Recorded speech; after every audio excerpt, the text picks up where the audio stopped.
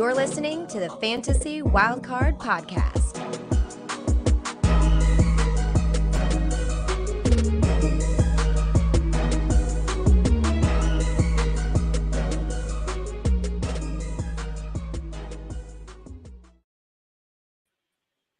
Yes, hello everybody, and welcome back into the Fantasy Wildcard Dynasty Show. I'm Mags. I'll be your host this evening. You can find me over next at Hot Seat Mags. We've got the best two from the Fantasy Wildcard team with us here today. I'm joined by my co-host today, Ali. You can find him over on FFDynastyGrill. Ali, good to see you, mate. How you doing? Yeah, good evening, Mags. Yeah, doing really good, thanks, mate. It was good to watch Championship weekend as a neutral, and obviously you've got a bit of a smile on your face, and there's Patrick Mahomes popping up on screen. So yeah, I guess you're a bit happier than me probably about that, but yeah, doing really good. We are into rookie season. The Senior Bowl has begun, which is it's really exciting. Started. The hype has absolutely started. I've already posted 2 Lad McConkey videos already. So yeah, it's exciting times, and we've got a great guest coming up. So can't wait. Mags, how you doing, mate? Yeah, I'm doing really good. Good to be back. Obviously missed last week, but feeling fighting fit and ready to go again this evening. And super pumped up because we got an amazing guest on the show today. We've got the host of RotoViz Overtime and the executive producer over at RotoViz Radio, fellow Irishman too. We got Colm Kelly. Welcome to the show, mate. How are you? I'm doing good, guys. Thanks for having me on. Excited to talk some ball here. And I can't say that I was excited to watch Championship weekend as a neutral. Being a Packers fan, it did sting a little bit. But yeah, the 49ers pretty much repeated the script again and came back to win late on. So was a bit bittersweet this week watching those games. But yeah, I thought the Chiefs would go in and win in Baltimore. So I was kind of happy with my predictions and how I thought the games would play out. So it was an interesting weekend. We're set up for a rematch in the Super Bowl, but a very different contest from what's there on the 49ers side. So it's going to be interesting. Yeah, absolutely. And Kev not with us today. Just like the Six Nations, this is going to be an Irish dominant show. So we're going to look forward to that. And we hope so. We're going to chat a little bit about some dynasty values today. We're going to look at some value winners, some value losers, and maybe the implications of that. Maybe a value loser isn't necessarily a loser for your dynasty team. So we'll dig into that as we go. And we're going to kick things off. Colm, you're going to steer us through some of your dynasty value winners. So who are you going with, first of all? I'm going with Jordan Love here. And sometimes when we're at the quarterback position, it can be tricky to truly say who's a winner or a loser at the position over the course of a season, particularly in Dynasty, because, the age profiles, we see a lot more veteran quarterbacks have success. And we have kind of gone through a transition over the last probably 5 years or so. Some of the high-end veterans like a Drew Brees, Tom Brady, and so on have all retired. But I do think we are, sometimes you can have a worry as to how the league is going to develop and then how things will develop for fantasy football. But with guys like CJ Stroud, Jordan Love progressing this season, I think we're set up pretty well to continue that era. And we see sometimes with wide receivers and so on as well, it looks like things are fading out and high scoring players might start to fade out of the league, but then we see players come in and rectify that at the position. That can be harder with quarterbacks. So Jordan Love, I think a lot of questions coming into the season. Could he live up to, I won't even say hype, there wasn't really any hype. It was a case, could he live up to Aaron Rodgers being traded and him being the successor? And there, if we look back to when he was drafted, obviously it was just complete scrutiny of the Packers organization and what they did there. But over the last couple of years, I do think that Aaron Rodgers gets a lot of stick. I'm a Packers fan. I'm an Aaron Rodgers fan, so I don't give him much stick. But I can see why he gets a lot of it. But in terms of what he did to set Jordan Love up for success here, I think he really took that veteran approach and did share the information. We often see quarterbacks and it's not their job, and it really wasn't Rodgers' job because he had every right to be annoyed. And he went on and had 2 MVP seasons after that was traded. So it has worked out for the Packers in that sense, although they haven't won the biggest prize. But this one now with Jordan Love, I think that he has stepped in and really started to, even like for Packers fans who had optimism that things might work out, I don't think anyone had optimism that it would look this good this quick. The main part of it being, obviously you get into situations with early season struggles. The most impressive part of this is there's so many young players that he's doing this with, similar to CJ Stroud, I guess. And I think this Packers offense can only really get better from where they've gone over the last kind of 6-8 weeks. But for example, over the course of the latter half of the season, from week 11 onwards, he was a quarterback 1 88% of the time. And he was a quarterback 2 in that other game. But, he was among the highest scorers in the entire league. And that was not something we were expecting coming in. We expected the team to have struggles. We expected him to have struggles because basically it is his rookie starting campaign. But I have been blown away with what he has been able to do in that time. And I feel like we are, I won't say we're at the floor, but we're kind of only halfway up the building at this point. The ceiling is still much higher, and I'm excited for what's to come. So if you have Jordan Love, you probably acquired him either as a rookie or at a very low cost, and you have really gained this season, because I feel even people who may say that it's not going to continue, I think you have to be rating him as a top 12 quarterback going forward here. Oh, 100%. And I'm not one of the guys that picked up Jordan Love, that traded for Jordan Love, or drafted Jordan Love, because I'm a Packers fan. I have no Jordan Love either. I mean, it's not to say that I didn't rate Jordan Love. I thought he was fine. I thought it was a pivotal year for him this year to follow up what Aaron Rodgers has obviously done over his career. And just from a team in the NFC, it's just annoying that the Packers have found another good quarterback straight after Aaron Rodgers, like they did with Brett Favre. I will say the one thing to push back on, not particularly, but this is a bit more like setting up your dynasty rosters from a strategic point of view.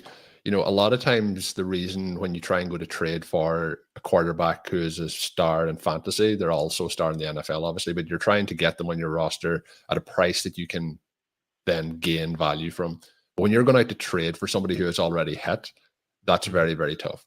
And that's, the Packers did find a quarterback, but they also have drafted both of those quarterbacks in the, basically in the first round. They've also sat them behind a legendary quarterback for multiple years. So they found it, but they have also, like, Jordan Love was not this when they drafted him. So I think as well with managing your fantasy rosters, it's very important to, try and get those players when they're at the ground floor and then they ascend, because we see that every year at all positions, less so at quarterback, but it's important to sometimes take those shots on players that are a third round value and then have them on their roster when they're worth a first to move on. Yeah, exactly that. And what he's been able to do, I mean, you touched on it there with such young receivers. And a reason why I did doubt him, because of nearly all of his weapons, bar, say, Aaron Jones, were just so young, including both tight ends, were so young. I just thought it's going to take a year to sort of grow together in that offense. But what we saw second half of the season was incredible. And I really like the wide receivers they've got there. A lot of them haven't got great draft capital, and you kind of wonder whether they helped out Jordan Love or whether he was the one that really raised their game. And I have to think that Jordan Love is really grown into a great real life NFL quarterback as well as fantasy now. His ceiling is really there. And he's now, he has to be, I mean, I've got a list of about 15, 16 quarterbacks that I feel good about in Dynasty, and the rest have got question marks about them. But Jordan Love is firmly in that top 15 now. So he's a great Dynasty asset to have. Yeah, absolutely agree with both of you guys saying that. Jordan Love, I mean, Colm, you've probably seen it coming more than us, but I did not see this coming out of Jordan Love. It really came on quick over that second half of the season, because there was a lot of frustration for me in the early part, both because there were young players he was playing with. There was a lot of, see some of the deep completions that have happened recently, those just weren't being completed, and they were being missed by maybe only 2 or 3 yards, but the time and the connection and so on wasn't there. It was very hard to know, was it the offense, was it the quarterback, was it the offensive players? There was times, week 6, week 7, that some of these young Packers wide receivers were running into each other on routes and things, like, it was not good. So it's a combination of a lot of things coming together, which is what makes it very exciting moving forward.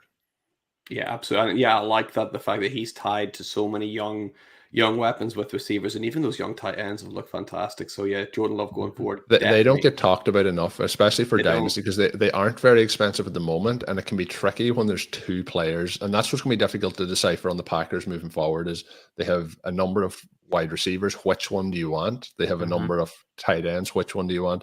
But those 2 tight ends are, we talk about the draft, the NFL draft, when people talk about like athletic freaks and so on, like they are freakish athletes, and they have both proven it as rookies. So I would be interested in both of them moving forward too. Yeah, and from one mention of a freakish athlete to the next, you've got a running back listed as one of your dynasty value upgrades at the minute. A guy that's just looked great and even come on a little bit more in the playoffs, right? You got Jahmyr Gibbs to talk about, who's looked just great. This one is a bit tricky because, coming in as a rookie prospect, he's in the conversation at the top end of the rookie draft. So it's hard to say some players have, ascended in value even at that. And also he's in a situation where he is a veteran, but still talented running back who the team trusts a lot in David Montgomery. But I would use the word electricity when Jahmyr Gibbs has the ball. The thing that impresses me the most with them is there's not many players who can go from like standing to their top speed, on some of these cuts. And it's his acceleration that is just different. We've seen that again this week in the playoffs. We've seen it consistently. The only thing holding him back, I think, at the moment is that David Montgomery is there and he's not getting, 70% of the work on a weekly basis, and he's not getting as much in the receiving game maybe as he could because of maybe Amon-Ra St. Brown getting some of those shorter targets. It is a stacked offense now, but with stacked offenses, you get more opportunities in the red zone, and that could come for Gibbs next season. And you also don't want to factor in potential injuries, but if anything was to happen to Montgomery, Gibbs just goes through the roof. But this season again, even with that, pressure around him, 4 touches, 4 targets, he was a running back one over the course of the entire season 40% of the time. He has performed every single opportunity really that he's been given. And I think, we're looking at games here like Baltimore week 7, nearly 30 points the following week against Las Vegas, 26 points then in week 10. Just amazing product, like week winning production. And sometimes with that sort of production, it's not a case that, there'll be weeks then where there is downside. But if you have a running back putting up 25 plus points in a week, that is just massive. Even if it's not, every single week. He done that this season on 4 occasions, and he was at 24.8 on another one.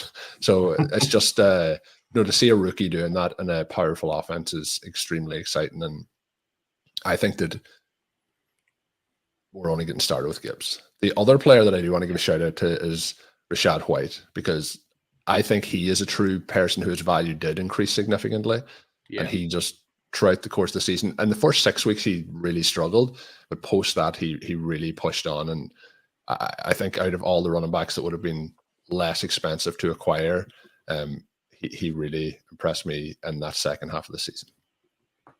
I love both of those names for maybe different reasons. We kind of spoke about what does value mean for certain players. I think for Jahmyr Gibbs, his value has skyrocketed up, and you can use that to plug into your teams every week. Rachaad White, we might touch on later. I think his value's rocketed up, and now's your chance to probably sell him. Sorry, Alec. Yep. That's what I'm probably thinking. His value is higher than perhaps it is. There are some underlying statistical anomalies as to how well he performed, I'll say. But just in terms of Jahmyr Gibbs, I've loved what I've seen in the playoffs from the Lions. It looks like they sort of let him off the leash a little bit, right? And said, right, go do this. They let him take a couple of more risks. Weren't worried about him getting banged up as much. And we really seen what a difference maker Jahmyr Gibbs can be. I think they're going to stay with David Montgomery. He's going to continue to pound the ball on the goal line. But I think what you might see more is Gibbs getting more of that work up and around then. And also to take into account, teams are going to be looking out for Sam Laporta now, whereas they weren't really this year. We've seen how well Sam Laporta did over the middle. People are going to be, keen to that now and keep an eye for Sam Laporta. I think they were keen to it this year. But you just cannot cover. I'll say the second greatest tight end of all time. We have to give Kelsey his flowers after the last 2 weeks, but Laporta is just, he's different. He is unbelievable. I think he is that good that people will maybe start to scheme and plan around him. Sure, they might not be able to do anything, but I wonder if that opens up more opportunities for Gibbs with those over the top passes. All theoretical, but I think, you're right, Colm. I couldn't have said it better myself. Just when we're recording this, right? The one thing to mention on that is the offensive coordinator had been heavily linked with the Washington Commanders job, and he has said that he is staying for next season. So that was something that I wasn't factoring in. So for all the Detroit players, that consistency and continuity is going to be massive for next year. Yeah, I couldn't believe that when I read that today. I thought he was for sure going to be going anywhere else. But yeah, staying another year with Dan Campbell and the Detroit Lions, which is great for Jahmyr Gibbs, great for all of these prospects. So yeah, absolutely love that. Jahmyr Gibbs value rising. Rashad White value rising too. But yeah, for different reasons. It's his yards per carry. It's the amount of target share he had. I would use this opportunity to sell. Ali, you're the Bucks fan. I got to let you weigh in on it. What are you doing with Rashad White? Are you selling him now? His value's this high? Or are you just like, no, he's my guy? No. It was only based, my love for Rashad White was based on his the fact that he was being drafted in the 20s, and that was, for the workload that he was guaranteed to get, then it was nowhere near. So for me, he's definitely on the side of the sell this offseason. We don't know who our offensive coordinator is going to be. We don't even know who our quarterback is going to be. I mean, it's probably going to be Baker Mayfield, but until it's official, there could be a lot of flux. But the other thing just with White is, like, when we're looking at from a dynasty perspective, is he is just after turning 25, but the window starts to really close for a running back, moving forward. And really, we have seen 1 year of what we kind of hoped that may happen when he was coming out of college. He's been in the league for a number of years, and anytime there's been any, I guess, capable running backs with him, he hasn't been able to factor in that. And I really do think that he impressed in a number of ways this year. In games where he didn't get the PPR work, he did do it on the ground, and he got in the end zone consistently. But the one thing I would say is, if those passes and targets did go down, it's a completely different story. So I feel like if you had him, he's really in the range now where I would be, both by age and by the increase in value there. I think there's a market to move him.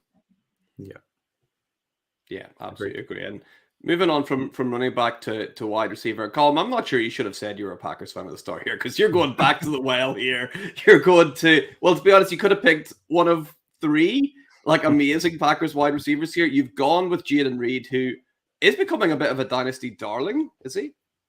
I think he probably will. I think the one thing that may keep it down is the playoff performances that were non-existent. And also, we had a situation where, entering the season, he was not the prime target, and now exiting the season with Romeo Dobbs and a couple of performances. And I talked about, having two tight ends that might lower the value of those guys, but also the conversation. There's going to be people in the dynasty community that still are on Christian Watson. There's going to be people on Dobbs. It's going to be spread around. There's going to be some people down there on like Dontavian Wicks, who, some numbers going around on Twitter over today, in terms of his route running percentages of getting free and things like that. So people are going to get excited for a number of players, and that may keep the value down. But when we're looking at somebody coming into the season who could have been acquired cheaply, a pick who people thought was probably a mistake by the Packers as a player, for what he has actually done and achieved over the course of the 18-week season, if we discount the playoffs, and recency bias is a big thing, people will factor that in. But I have to say that he has outperformed all expectations, and his value is significantly better than it was, 8 months ago. Yeah. So that's why I've picked him. Not a case that I would be going out to actually try and acquire him, but I just think that if he's a player, these are kind of, I'd say to Gibbs, you're kind of looking at players who you could potentially move on for a profit and then look elsewhere. But the interesting thing when I mentioned Love was kind of Love and Stroud. There was the similarities, and I do think with the receiving cores, there's similarities, because you actually touched on it. Who made who? Which raised the and I think in both situations it's the quarterback. I think the players are of an okay talent, but I think the quarterback is what's making it. And Tank Dell and Nico Williams really impressed, or Nico Collins, sorry. But I have to say that, unfortunately, with Dell's injury, I think Dell was somebody who, even in redraft, was going to push himself into the first kind of 3 rounds of, redraft leagues. And I think his value would have continued to ascend in Dynasty. I think with the injury, that probably tempers expectation, but it also means that there's probably a discount to be had in terms of buying him at this point, because he got injured early enough in the season where he will be back at a point this coming year.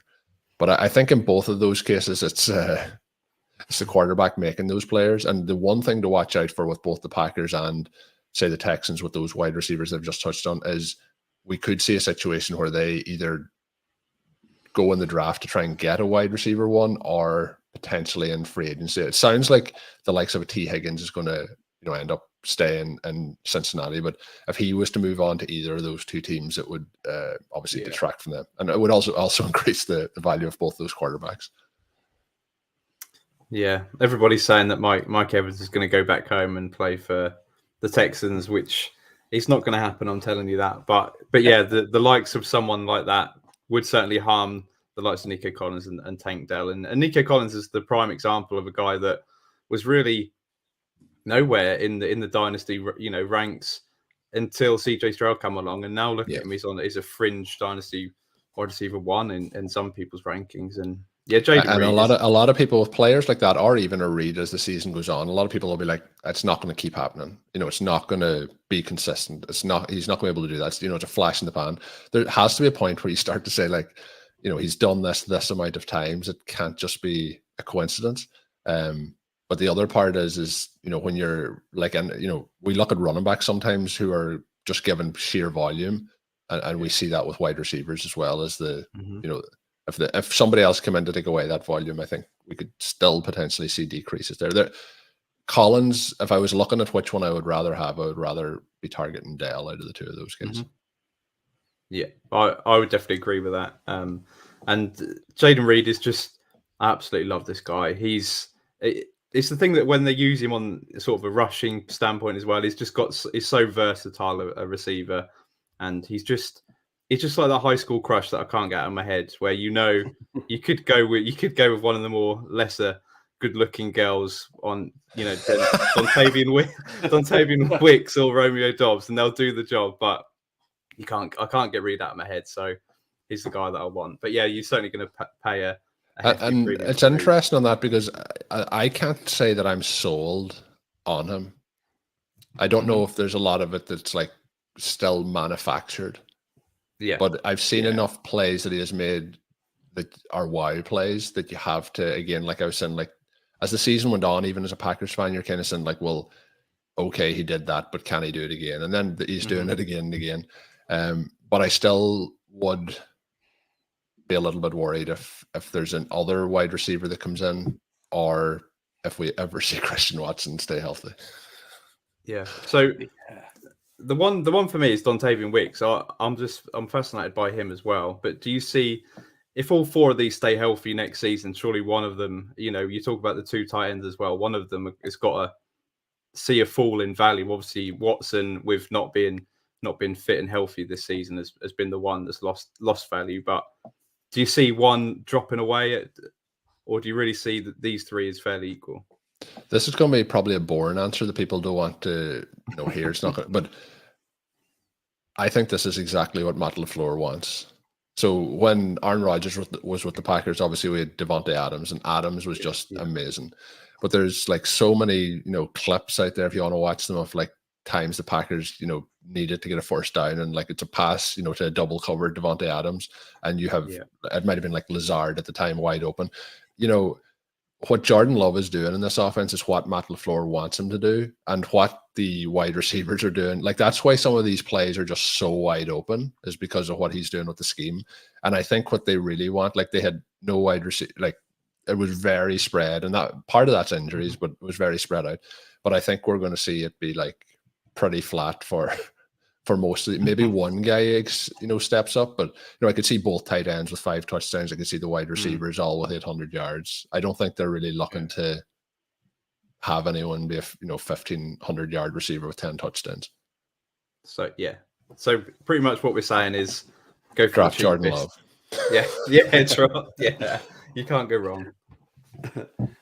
Yeah, absolutely love all those wide receiver prospects, including the ones you talked about over at the Texans. But moving on from wide receiver to tight end. Obviously, you'd love to talk about your Green Bay tight ends, Colm, but we're going in a different direction. We're going to go with Trey McBride, who's just looked phenomenal since he had a bit of an injury scare at the start of the season, but since he's been fit and fighting healthy, he's been amazing, right? It has been. And just on the Packers, funnily enough that I didn't even contemplate that I had 2 Packers players down on that list. I generally have always tried to steer away, and I nearly knocked down the Packers players a couple of points because I never want to be like, oh, he's just picking all the Packers. And there's years where I regret it because I don't draft as many of them. But yeah, that was a surprise to me when you revealed that there was another Packer. But moving on to Trey McBride, I think McBride is just incredible. So Sam Laporte is getting all the plaudits, but Trey McBride is in a worse situation with a worse offense, with, maybe not say this out too loud, but with a worse quarterback, probably. But so in terms of, and I would say a worse play caller. So everything's pretty much a downgrade on what they're doing in Detroit. But Trey McBride is another player who's just athletically incredible. And I'll not say frustrated. I was angry last year with the Zach Ertz situation, and I was angry this season with the Zach Ertz situation. But Zach Ertz, obviously, they figured out when Ertz was injured that, yeah, Trey McBride is much, much better than Zach Ertz. So he was pretty much the wide receiver one on this team down the stretch. And I have a kind of feeling that no matter what happens with the Cardinals, that Trey McBride is pretty much Travis Kelce in that offense. Like, he is going to be the guy who gets all the targets every year. And I think that you pair the talent, the athletic profile, and then that he's going to get the volume. I think that, I don't know. I think he's probably should be the tight end too in Dynasty moving forward here.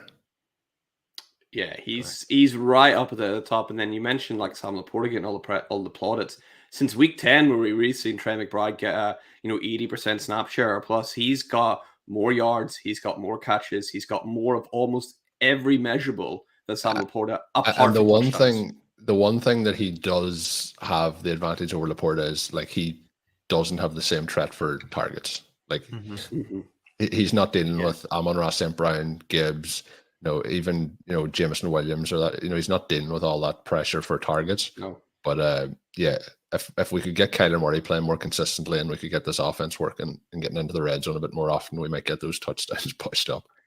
Yeah, exactly. I mean, no touchdowns are so, like, not fluky, but they fluctuate up and down every year. So you'd expect Trey McBride to get hopefully a couple more this year. And yeah, I mean, barring Marvin Harrison Jr., which I don't think the Cardinals are in a position to really go and get, I think Trey McBride should be the focal point of this offense, which is really exciting for him moving forward. And he's someone, like, an example of why you should be patient in Dynasty, right? You could see Zach Ertz was there, but you knew McBride was going to get a chance eventually. Patience is gone. People don't have patience. Yeah. This is somebody who turned 24 in November. Like, he's... Yeah. Like, tight ends, we used to, like, it might be a case that you don't want them nearly as a rookie. You want to wait for that second buy-in window when people start to... Because it usually, 3 or 4 years to get things going. It's only in the last few years where we've seen, somebody like Laporte come in and hit it off the ground. But Trey McBride, if you haven't had patience to wait to this point, but when it gets to times where you're trying to make a deal and somebody says, "Oh yeah, I'll make that deal if you toss in Trey McBride," people will make those deals, but you always want to be on the side getting players like that rather than moving them out. You need to have patience, particularly when it's in tougher situations. But when players have that athletic upside, that doesn't come around very often. Yeah, absolutely. I gotta ask you, as push comes to shove, you're in a draft, you're going to take a tight end. You got 3 names on there. You've got Trey McBride, you got Mark Andrews, you got TJ Hawkinson. Who are you picking? We'll go to you first, Colm. Well, I don't think Andrews is in the conversation for me in that selection. It's between the other two. And I am a big TJ Hawkinson fan, but I think I'm still going to go with... I think I would go... If you put me on the clock right now, I think I probably still would go Hawkinson. And part of my decision there would be, if you finish that draft and you want to move a player, I think Hawkinson immediately probably has more widespread value. I think you'll get people like myself who want Trey McBride and will pay for him. But if you're, when you're in a 12-team league, not every 12-team league is going to have somebody who's wanting a specific player who's only kind of on the ascent or has done it for, if we're saying he's really done it for 8 weeks. So that's the difference. People, even with the injury, I think that will be Hawkinson. Yeah. Ali, what do you think? It's a tough one because Hawkinson and McBride would be in my top tier, but I'd probably just go for McBride, just because he can be that target hog. Obviously, you've got Justin Jefferson, Jordan Anderson in Minnesota, so there's a lot of competition for targets. But absolutely love TJ Hawkinson. The thing for me, I'm really intrigued this offseason and drafts startups going into 2024 is I've got a feeling the landscape is completely different, and you're not having to reach for them top tight ends. Like I had someone say that their startup they've just done, the crazy people, that Sam Laporta went at the back of the second round, which was absolutely blew my mind that you can be drafted tight end at that position. But that is the price you're gonna have to pay for these guys. But I think I'm happy to wait and pick up a guy later on, because I think there's still 6 or 7, 8 or 9 tight ends that you can really go to bat with and will help you just as much as reaching on someone like a McBride or a Laporta, because I think their price is going to be too high when it comes to the only pushback I would have on that is somebody like McBride or Laporta, this may be the cheapest price they will be for the next 7 years. That's the one downside to that. Like if either of them turn out to be Travis Kelce, like you cannot compete with that at the tight end position. You can obviously put your draft capital and your resources into other positions and be stronger than other teams there. But if other teams likely have more chance to compete. So if you're looking at out of all the teams, there's probably realistically there's 32 teams, but there's not 32 startable tight ends and on a weekly basis. There probably is 7 or 8. And I think getting one of those guys, even though it'll cost you more, I think can be worth it at that particular point in time. What I would like to do is outside of startups, I would like to try and acquire those players, because like I said, with having to have somebody in your league who wants to buy a Trey McBride, there may be managers in your league who think Trey McBride has done this for 8 weeks. A bit like we talked about with Rashad White, and they might be thinking, yeah, I'll take a second for him. You have to always just check in the price and the temperature in every league. And that's the unique thing about when it's 12 teams, just takes one person to want to pay the price. Yeah, absolutely. You're right. The only, I would err a caution with, I think this is kind of natural for people to go, oh, I'm looking for the next Travis Kelce, or I'm looking for the next this player. Like Travis Kelce, such a unicorn, was tight end 6 years in a row and literally hundreds of points away from someone. So I don't think anyone. And I'm not. That's a good point. I'm not trying to get people's expectations that is what he is, but you can buy him now at a price that is, let's say, if it's a second round pick in a startup, but you're looking then into multiple firsts in future years.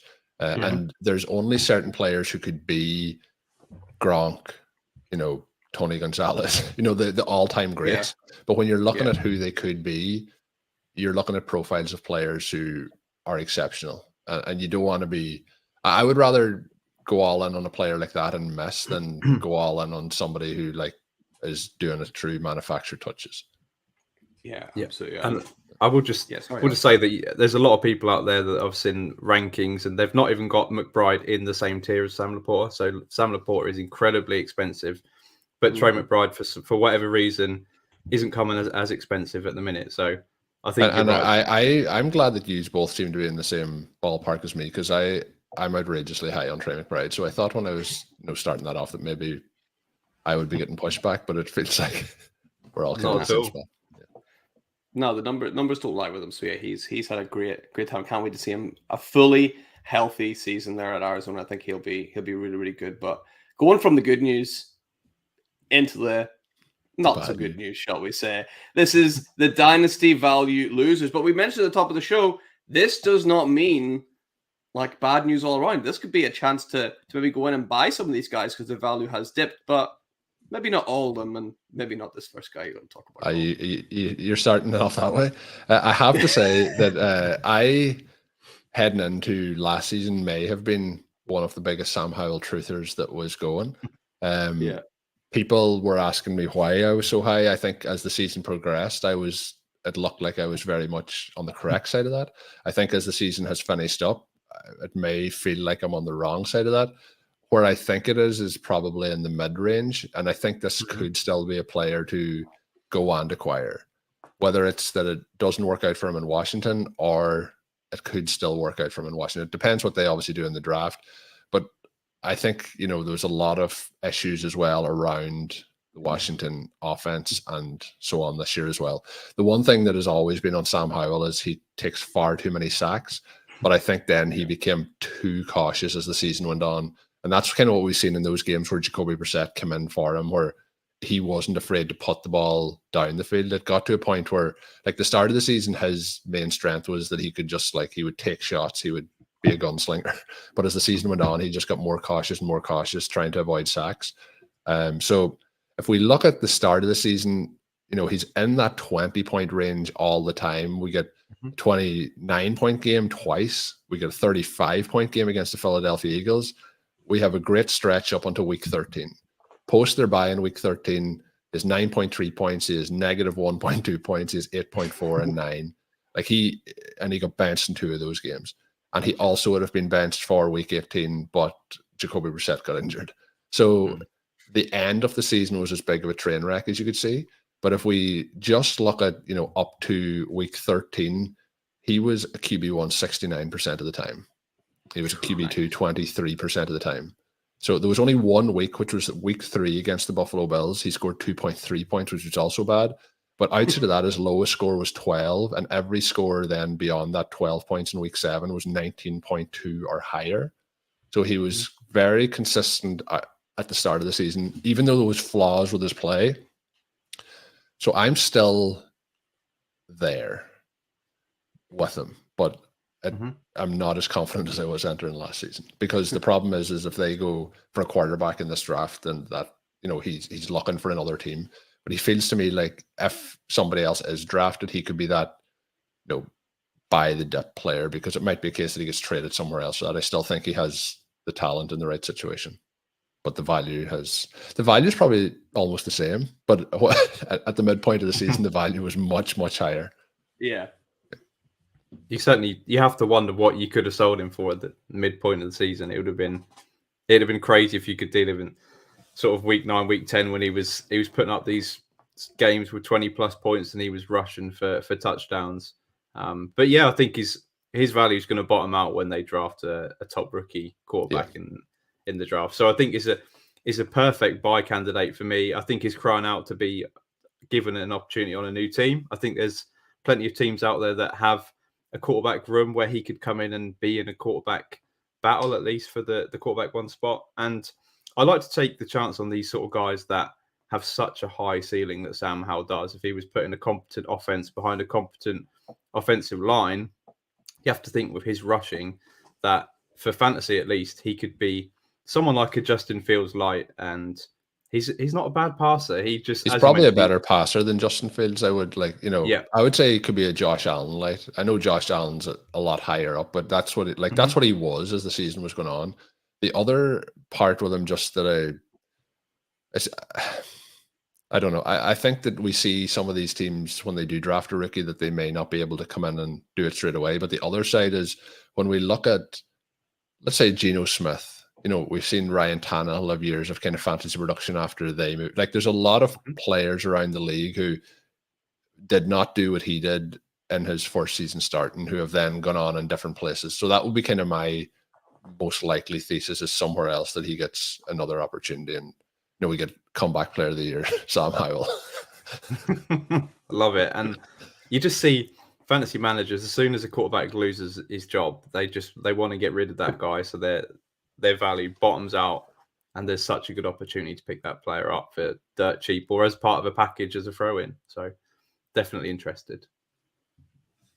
Yeah, absolutely love the pick here of Sam Howell. He's going to go somewhere, right? You'd think after the draft, the Commanders they might trade up to get Caleb Williams, but if they're not, they're going to take Drake May. They're going to take Jayden Daniels. I mean, Eric Bieniemy and Jayden Daniels, that's exciting. I would love to see that for sure. But Sam Howell, you would think eventually goes somewhere. There's enough teams crying out for quarterbacks that he could have a shot to be in that, sort of preseason battle to try and win a role. He beat Jacoby Brissett, which is, I mean, people bashing Jacoby Brissett. He's a good quarterback. He could end up starting next year as well. So Sam Howell obviously has some talent in there, but it's a long old road to get back to being a starting quarterback. So he is talented enough, but whether he can get there is another story. And moving on to someone again who we know is talented. He has been talented. He's been an absolute beast for years. But Colm, I've got to ask you, is the king dead? And do we long live Prince Tasha now?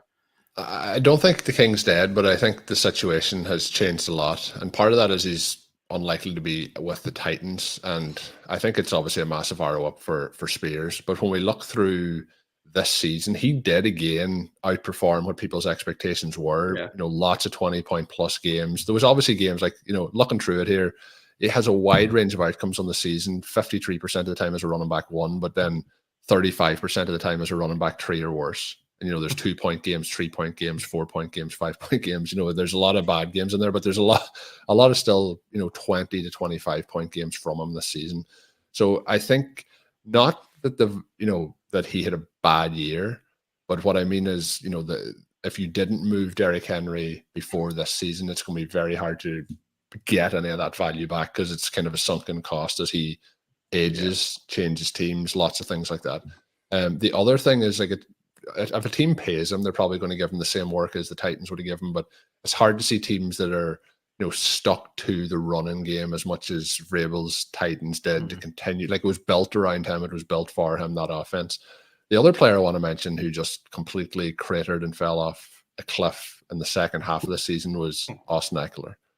He like, in terms of, I think Derrick Henry's a better, if you're looking for your own NFL team to get one of these running backs, you know, I think Derrick Henry's the better running back, but we are so used to what Austin Eckler was, but it got to the point where he was almost, you know, benched for the Chargers as well. So those two veterans, and it's very easy every year to pick a veteran running back who's losing value, but that's unfortunately part of the game. And that's why people may be thinking, he mentioned Rashad White, you know, and his age, but it's a case that once you start to go, you know, 26, 27, you want to get out of it, because those are the players that just drop off. Like Austin Eckler, for example, like, comes from somebody who people were readily wanting to acquire last year to this year. You'll be struggling to move him off your dynasty roster. Yeah, I think with players like Henry and Eckler, you're almost at a point now where you almost just gotta ride them out, because what you're going to get in return is going to be so minimal, and they've got more chances of, you know, being this year's, like, if you look at Ezekiel Elliott from this year, last 5 weeks of the season, he was running back 11 overall, and I'm not going to sit here and say that Derrick Henry and Austin Eckler don't have a chance to do something similar, but they have to go somewhere where they're going to get a chance to do that. Elliott had that chance to do it this year after a couple of injuries around in that running back room. Derrick Henry, I kind of wonder, if anyone watches boxing, you know, it's the heavyweights in boxing kind of retire a lot later. They can fight a lot longer and a lot older. I wonder if, because Derrick Henry is such a heavyweight and so big, that he's adapting his game just to rely on his power more than his speed, and power kind of carries a little bit more as you get older. Does he have? He definitely could be. He can definitely be a goal line back, if that's what you're asking. Right. But he can also throw touchdowns down at the goal line, which is an advantage that he has. But I do think that you used the phrase, you know, Travis Kelce, he's a unicorn. Derrick Henry's, there's not many guys of his size that move the way he does. And I'm sure you've all seen videos at some point of his off-season training kind of regimen. You know, there's not many people who can do the stuff that Derrick Henry does. Actually, on that, one of his touchdowns this year, I believe, was the one where he extended over the goal line and he's almost in like a plank position. You know, I think if, you know, most people do that, they just, like, their whole abdomen just like separates and explodes. But, you know, Derrick Henry's doing it with grown men holding on to him. So yeah. Now, if you own Derrick Henry as well, you're thinking his value's starting to need to sell. Under no circumstances do you sell right now. You wait until he signs for you. Imagine Derrick Henry signs for the Ravens. What's that going to do to his value? Right, it's going to spike way up. Then that's when you sell, if you want to sell him. So not the time to be selling. Well, if Eckler, you know, there's a lot of moving pieces that could happen with some of these other veterans, but he could end up in a pretty nice spot in a, you know. So the other thing with Derrick Henry, if they would just give him those screen passes, you know, 2 or 3 times a game, nobody can stop him once he gets out in the space. That's what you want to see, but never has happened. Yeah, it doesn't happen too often, sadly. But maybe at his new team, who knows? And moving on from Derrick Henry to, I mean, I'm surprised this guy's name is on this list, but the back half of the season, value's been dipping and dipping and dipping. It's Stephon Diggs of the Buffalo Bills. Colm, what do you think about him? I think that, you know, Diggs, when he came into the league, was one of my favorite stories, how he progressed with the Vikings, and then he goes to the Bills and, you know, continues to, you know, he basically, you know, we talk about quarterbacks who's elevating the wide receiver. I think that Diggs elevated Josh Allen in those early seasons when he was there. But the thing is now, he is now, you know, he's 30 years old. once you start to get into that age range, you have to be very, very cautious of what you have as a NFL asset for NFL teams or for yourself as a dynasty manager. And you mentioned it, over the back half of the season. So he starts off the season and he's 26 points, 13, 19, but 36, 26, 20. And then he has 22.6 game in week 9. But post week 9, he is 6.4, 6.7. He has a 19-point game, 6 points, 8 points, 7 points, 7 points, 15 points. So, those weeks where post week 10, he's basically a wide receiver 3 or worse the rest of the way. And you pair that with the age, and you pair that with, what the asset may be worth. The tricky part is I think people may think that is the case, and you may not be able to sell him. But again, depending on your league, you want to be trying to get somebody who believes Stephon Diggs is still what Stephon Diggs is. It hasn't been to the same extent, but we have seen, certain points of the season where Devontae Adams hasn't performed either. Now, I think that's more on the quarterback situation as well and the play call. But again, once players start to go over 27, I'm very reluctant to have them on my roster. And the hardest part you mentioned, like earlier in the show, what if you moved Sam Howell in the middle of the season? And it's in the middle of the season to move a starting quarterback, but you may have been in a situation that he was your QB3 and you could have moved him. But when you get players who are at their peak value, that is the time to sell them. The time to sell Travis Kelce is not, well, maybe it is today because he's after having 2 massive games. But prior to 2 weeks ago, it felt like Travis Kelce had really started to decline.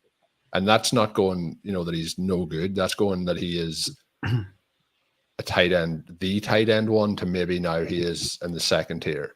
So that's the kind of things to watch out for. I'm always looking, and it's the hardest thing to do, but to move players at their peak value. So even as hard as it might be, like we're starting to get into a period of like the likes of a Justin Jefferson, or we talked about TJ Hawkinson earlier. They're all players that are looking to be moved. And that's why I mentioned with the Mark Andrews that he's not really in the conversation for me at that point of rookie drafts, is taking a player there where you're probably not going to move him within the first year, and then you're already starting to get into the decline in value phase. You want to be getting those players who are going to continue to ascend in value. You get 2-3 years, you shoot them, and then you can still move them and continue to build the strength of your team. The other part of that people don't think about is it decreases the strength of the other team. If you can move a player in their prime who then declines, it's hard to time that, but they're also getting weaker and you're getting stronger at the same time. So there's a couple of things, and that's very hard. But you look at NFL teams all the time and people say, oh, that was a really smart decision. Like Jordan Love seems like a really smart decision now. At the time, it looked like a really terrible decision. Hindsight, sometimes a year or two down the line, it really, really all changes around. So that's why Diggs is on the list for me. Yeah. It's a massive drop-off that I certainly didn't see. I've got a lot of exposure to Stephon Diggs in Dynasty. I've stacked him with Josh Allen, which has really helped me the last 2 or 3 years. But this year has been just exceptionally bad, the second half of the season. And I'm just really interested to see what happens this off-season. I think they're going to have to figure it out and go again next season. I don't think he's going to be leaving Buffalo, but this points per game. So, well, not points per game, but from week 11 to week 17, so your championship run-in and the playoffs, he scored the same amount of points as Quentin Johnson, which is a remarkable stat to show how far he fell off. But yeah, really interested to see what happens come next season. And there's always just people that just over-adjust to what Stephon Diggs should be. So there is going to be a window to buy Stephon Diggs. Here's one for you to just throw out that'll emphasize my thought process a bit more. So Stephon Diggs fell off a little bit at the end of the season. So he would be on my list even if he continued that early season stretch. Tyreek Hill. Trade Tyreek Hill. 29. It's not... He's 29 now. Well. Yeah, but you have to be looking 2 years down the line. It's not redraft. You want to win this year, but it's not redraft. You need to that's what happens is if you hold a team with say AJ Brown on it, Tyreek Hill and Stephon Diggs, and it looks amazing maybe at the start of last season. Now you're starting to question your team as and Hill and Brown are both still top 10 wide receivers in terms of assets. But if you have another season like Brown has, and if anything happens, Hill let's say, like if a player has an injury and their age 25 season, you're like, well, they're going to come back. But if you have an injury at, age 20.5 or 29.5 or age 30, you're kind of like, the window's shut. So it's very hard to move on from somebody like that, but these are the times to do it. Yeah, the most concerning thing, last thing on Stefan Diggs, most concerning thing for it is if you look at that back half of the season, whenever the Bills stop using him, that directly correlates with the Bills starting to win football games. That is bad news for Stefan Diggs. Is that the correlation? The one at one. It could be. It works out, right? They didn't use him and then they started to win. But that's worrying. That's worrying if you're a Stefan Diggs owner for me, right? I don't think it was purely Diggs' fault, but no. I think the big part is that, they went very conservative in terms of they tried to stop Josh Allen turning the ball over, and a lot of the success they had was like down the field to Stefan Diggs outside of the turnover. So it also limited him a bit, but I still think Diggs is good, but I think that it's a selling window at this point in time. Yeah, absolutely agree. And on to our last sell of the day, or last value dip of the day. You go into the tight end position. Who are you going with, Colm? Is this a part where there's no value left? Can we say that the value is completely gone? Yeah, the graph doesn't go low enough. This one is Darren Waller, and obviously Darren Waller was a really, it was a really good story through Hard Knocks. They talked about his situation with substance abuse, and how his career has moved since then is obviously fantastic. But also with that is it kind of might make people forget that he has been around a long time. He just hasn't been playing a long time. So he's 31 now. Tight ends can play a little bit longer, but it's very concerning as to how the situation went for him in New York this season. And he's just not a player I feel is rosterable at this point in time. Mainly because I don't know what the Giants are going to be like this year either. But I feel like I don't want to put anything on a player, but it feels like Waller, reached the success that like he probably never thought he would have, and he's got his contracts and he's kind of set himself up in a much better way for life. And it feels like, not to the same extent as Kenny Golladay, but it feels a little bit like that to me, where the Giants are never going to get the return on that investment either. And even if he has a relatively good season, I don't think that he's worth rostering on your dynasty teams. Yeah, I'm right with you there. Like, he's not had a good season. Obviously, he had a lot of injuries as well. But even when he was there, he's, not really seeing many more targets, or not really outproducing a guy like Daniel Bellinger there. Like, he's not outshining him where he really, really should be a veteran like Darren Waller. I think, yeah, you're right. This is the end. I don't know what his contract situation is like in New York. I don't know if they're going to try and get away from it. I imagine he's not cheap. I don't know what's going to be going on with him, but he's not someone for your team, really. He's due at 14 million this year. It's not good. They can cut him with 7 million dead money and save 6.5 million, or nearly 6.7 million. So, yeah, if they feel like there's nothing left with Darren Waller, then this is your very last chance to get out on him, I would suggest. Yeah, absolutely agree. And moving on to our last second column, this is the fantasy wildcard section. This is where you get to choose your fantasy wildcard player for the 2024 season. This is someone who you think their dynasty value will increase the most from where it is now to the end of the season. So who you got for us? And I think, I don't know if I script around the rules. I think I was told at the start, no players, that are still in the playoffs. Well, this player's still in the playoffs. He's going to the Super Bowl. So I don't know if I've skirted around some rules or not, but Rashee Rice, we have looked since Tyreek Hill left the Chiefs for a wide receiver one. I actually think he may end up being better than Tyreek Hill for the Kansas City Chiefs, because I think there's more roundedness in terms of like the overall game. So we have he doesn't have the same deep threat, but there's a lot, I think PPR wise, you're going to get a lot of points out of him. And as a rookie, I think he's really impressed, particularly as he's come on down the stretch. There was usual weeks at the start, but it's wide receiver 3 numbers. But since week 12, we've got 3 games of 20 plus points. And then into the playoffs, we've seen some nice performances. And what we have seen throughout the season is the gap between, he was kind of paired with, the Sky Moores and the Kadarius Tonys at the start of the season. Who is going to get the work? Well, that is not a question anymore. they don't even want the other guys active on game days anymore. No. And now, so I think that he has done enough to start to forge himself into the wide receiver one moving forward for Patrick Mahomes, and pair that with potentially Travis Kelce maybe dipping a little bit. I think that the upside is astronomical. So I think that he's going to be expensive to get now, but I think again, I think this is the cheapest price to buy him for the next 8 years. So I think that there's just a lot to be excited about. If he gets into that range where he's getting 10 targets every game, I think he's going to be a wide receiver one in 2024. Yeah, I think, to be honest, this is a brilliant pick. I mean, you can't go wrong picking with Patrick Mahomes, and someone that I was also wrong about. I was wrong about Jordan Love earlier. Probably wrong about Rashee Rice as well, because he was someone that didn't really draft very heavily in my rookie drafts. I got a couple of shares of him, but you just look at exactly what he'd done, especially second half of the season, was just incredible. Performed exactly what anything I expected him to do. And I don't know. I'm just going to ask you this. I know obviously there's the draft profile and things like that, but was any of that, because I kind of had this at times, but Rice, like I didn't have the same thing.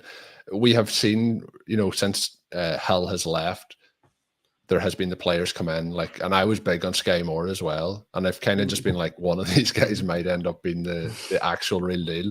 But there's been a lot of players that have kind of shuffled in and shuffled out. We had Juju Smith-Schuster as a free agent who I wasn't on Juju as a player, but you've MVS coming over then, who I'd seen as a Packers fan, so I wasn't on MVS. But there's, there's a lot of players who have maybe burned people before who they thought, oh, this is Patrick Mahomes' guy. But I think this is truly Patrick Mahomes' guy now, moving forward. Was there any of that for you, that it's just been a circle of rubbish wide receivers? Yeah. Well, a circle as well of Patrick Mahomes guys, where it's come out in the draft. It's like, go get Clyde. We draft Clyde Edwards-Helaire. Rubbish. Go get Sky Moore. He's my guy. He's rubbish. And then this was another instance where it's all over the papers saying Patrick Mahomes says, go get Rashee Rice. And I'm like, here we go again. Can we stop getting Patrick to scout people and just let him throw the ball, please? But it worked out really well. Gotta love what Rashee Rice is doing over at Kansas City. And you're right, those Travis Kelce targets, they're coming because he's not getting any younger. So I think the Chiefs will probably end up drafting or getting another free agent wide receiver to be more of that deep threat. But I love Rashee Rice. I love his yak ability. That is outstanding, one of the best in the league. And Andy Reid's system notoriously hard to learn, especially. And I think that's what's caught a few of these rookies out, is getting developed into the system. And that's why even when he was making some flashes early in the season, I think even from the beat reporters and the fans of Kansas City, not just fantasy football players, but people were getting frustrated as to why he's not out there. And part of that was, he just needs time to get everything down. He was on limited routes.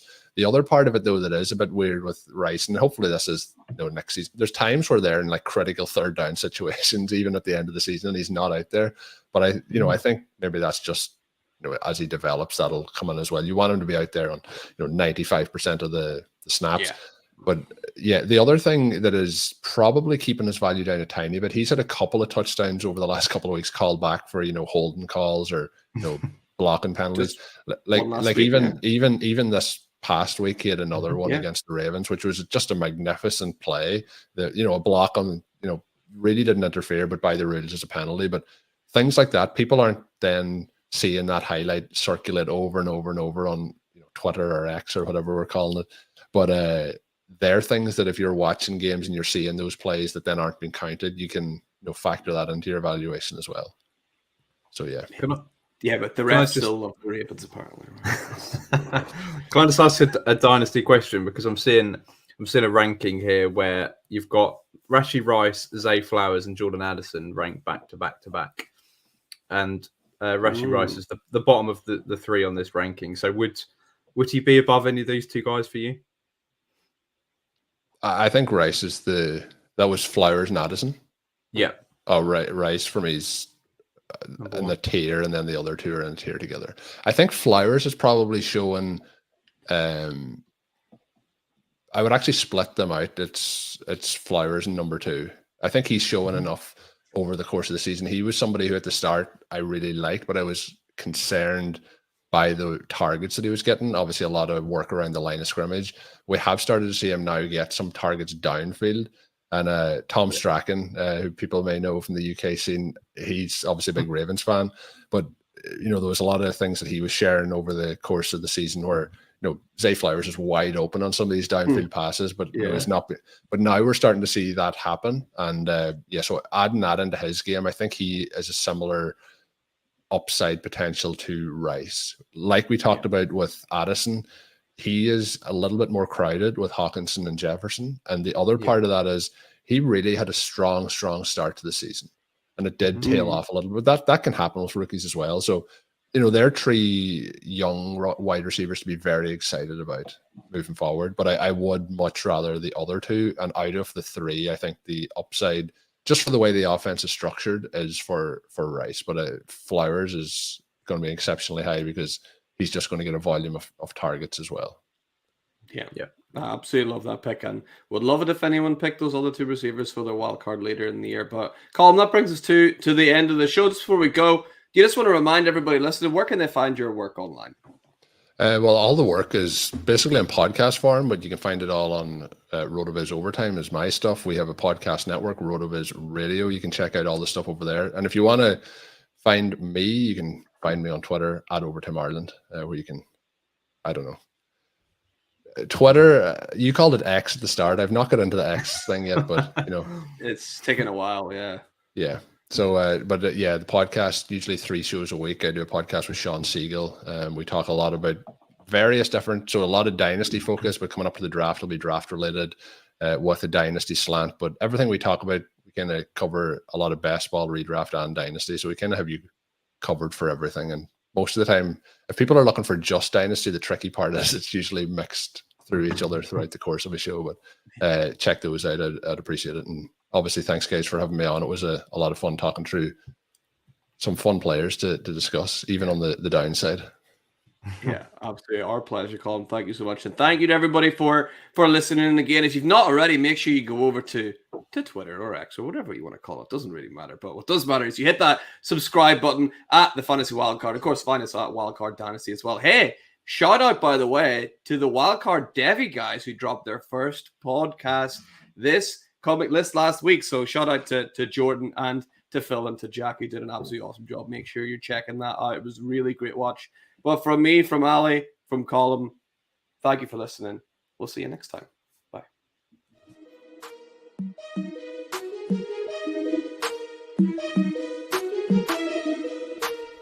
When you have the wild card, you have the power to change the game.